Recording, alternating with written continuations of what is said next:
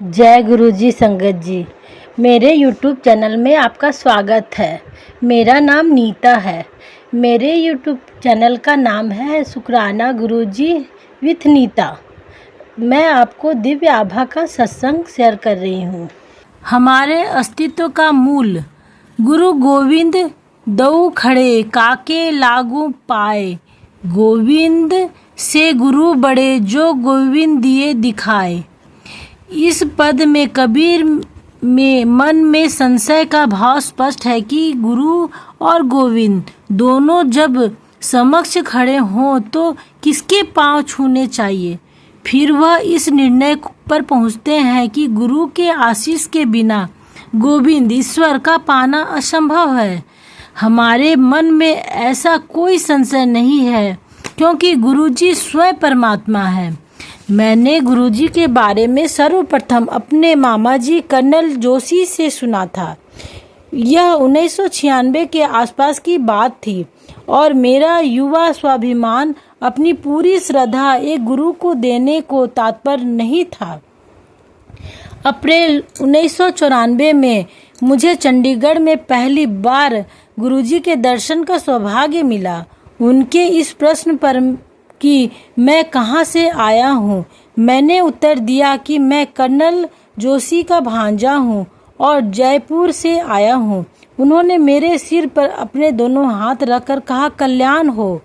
2 दिन बाद जब मैं दिल्ली वापस आया तो एक नौकरी जिसकी मैं उत्सुकता से प्रतीक्षा कर रहा था मिल गई। तुरंत कल्याण हो गया और यह भी तब जब मैंने चाय प्रसाद और लंगर मना कर दिए थे। गुरुजी के दर्शन से मेरे दृष्टिकोण में कोई परिवर्तन नहीं आया।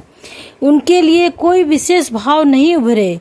इसमें कुछ और समय बीतने की आवश्यकता थी। यह भी गुरुजी की इच्छा पर निर्भर करता है। इस बीच मैं दिल्ली आ गए।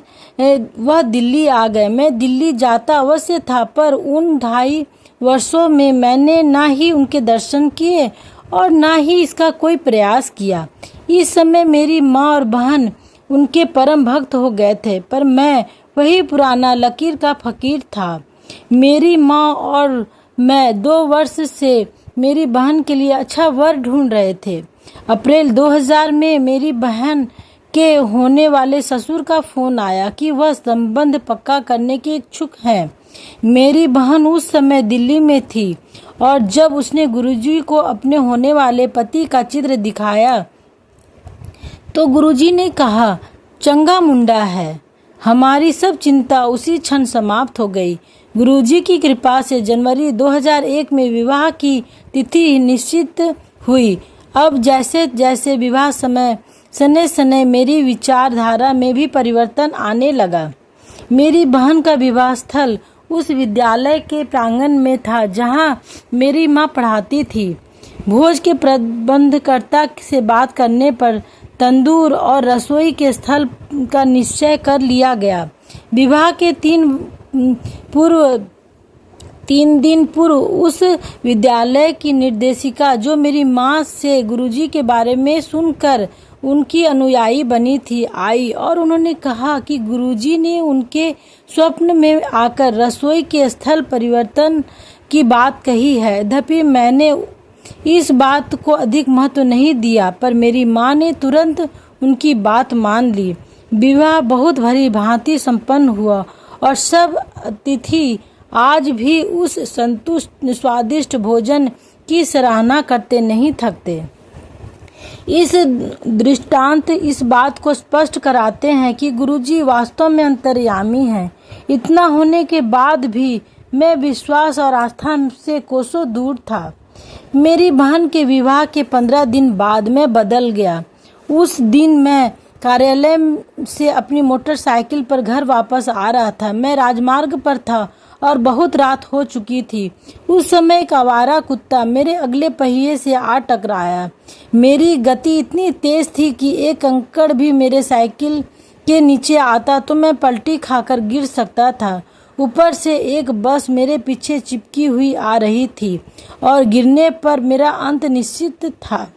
परंतु गुरुजी की दया से और कुछ दर्शकों के अचंभे से मैंने अपना संतुलन नहीं खोया।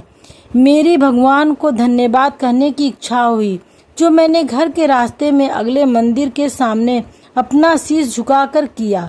उसी समय गुरुजी की सुगंध से वातावरण महक गया। मेरे तर्क और स्वाभिमान ने मुझे त्याग दिया और मैंने मन ही मन गुरुजी को धन्यवाद दिया। नास्तिक से श्रद्धा परिवर्तन तत्कालिक था। जय गुरुजी, शुक्राना गुरुजी।